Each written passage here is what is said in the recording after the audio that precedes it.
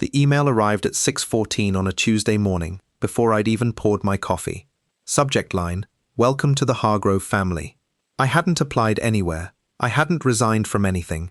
And yet the message, sent from our own company's server, congratulated me on my transition out of Castellano and Ellery bookkeeping and thanked me for 22 years of service. My name is Diane Castellano. I was 58 years old, and according to an email I never authorized, I no longer owned half of the business I'd built from a card table in my garage. I read it twice. Then I opened our shared drive and found the sale agreement, my signature at the bottom, notarized, dated 4 days earlier. I had never seen that document in my life. I closed the laptop and sat very still. Somewhere across town, my business partner of 2 decades, Mark Ellery, was probably drinking his own coffee, believing the matter was finished. He had no idea I kept the originals. Mark and I started the firm in 2003, with 3 clients and 1 shared desk. He handled sales and client relationships. I handled the numbers, the audits, the invoices nobody wanted to chase. By 2019, we had 11 employees and a building on Fenwick Avenue with our names on the door. His first, because he'd insisted it sounded better, and I'd let it go because that's what 20 years of friendship does. It smooths edges you should have kept sharp. We split ownership 50-50. I trusted him with client meetings. He trusted me, or said he did, with everything financial. When his daughter's wedding ran over budget, I quietly covered the difference. When my husband's medical bills piled up in 2021, Mark never once complained about carrying extra client load. We called each other family. I believed it. The email wasn't the actual beginning. 3 weeks earlier, I'd noticed $340,000 missing from our client trust reconciliation, the kind of gap that isn't a typo, it's a decision. I asked Mark about it over lunch. He waved it off. Timing issue with the Kowalski transfer. I'll sort it Monday. Monday came and went. So did 4 more Mondays. Then, on a Thursday, I stayed late reformatting our client database and found a folder labeled HB-Q3, tucked 3 levels deep, containing correspondence with Hargrove Business Solutions, a regional firm known for buying up small accounting practices and gutting the staff. The most recent file was a signed letter of intent, dated the week before, for the acquisition of Castellano and Ellery. Purchase price, $1.8 million. My signature was already on it. I didn't confront him that night, or the next. I've learned that people who are used to getting away with something often confess through their own confidence, so I said nothing. I kept coming to work at 7:45 like always. I let Mark think the silence meant I hadn't found anything. Instead, I started printing. Every client file, every bank statement, every email. I moved copies to a personal drive under an account Mark didn't know existed, registered under my maiden name. I photographed the notary stamp on the forged sale agreement. The notary's license number didn't match anyone registered in our county. I began keeping a written log, dated entry by entry, the way I'd trained every junior bookkeeper in that office to keep records, contemporaneous, boring, and impossible to argue with later. I called Renata Cole, a business litigation attorney I'd met years earlier at a Chamber of Commerce dinner. She read through what I brought her, the missing $340,000, the forged agreement, the mismatched notary license, and set down her pen. "Diane," she said, "this isn't a partnership dispute. This is forgery and embezzlement, and probably wire fraud once we trace where that letter of intent money was supposed to land."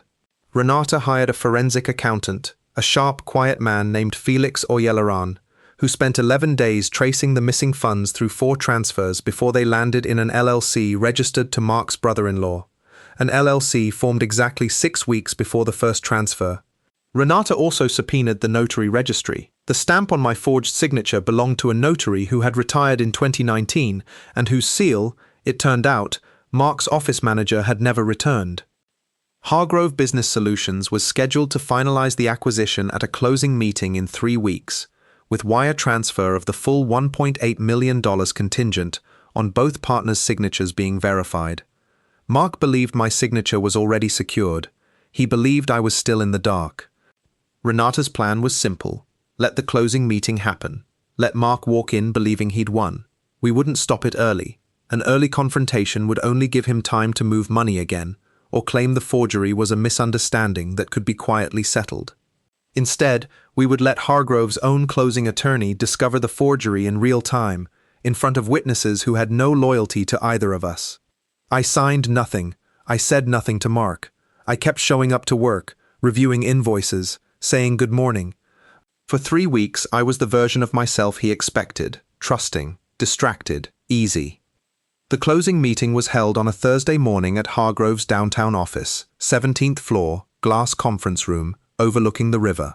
Mark arrived early, wearing the navy suit he saved for client pitches. He greeted Hargrove's CEO like an old friend.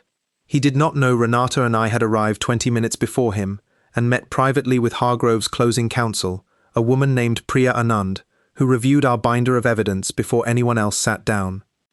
When Mark walked in and saw me at the table, his smile faltered for exactly 1 second before he recovered it.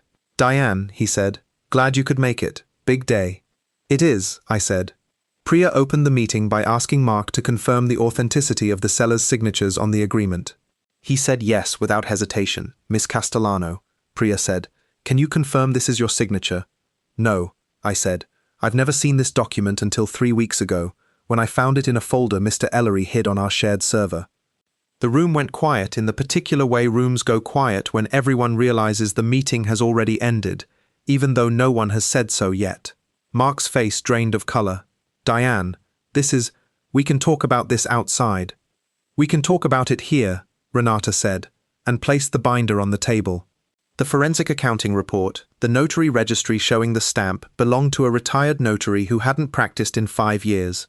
The bank records tracing $340,000 through 4 transfers into an LLC controlled by Mark's brother-in-law, formed 6 weeks before the first transfer went out.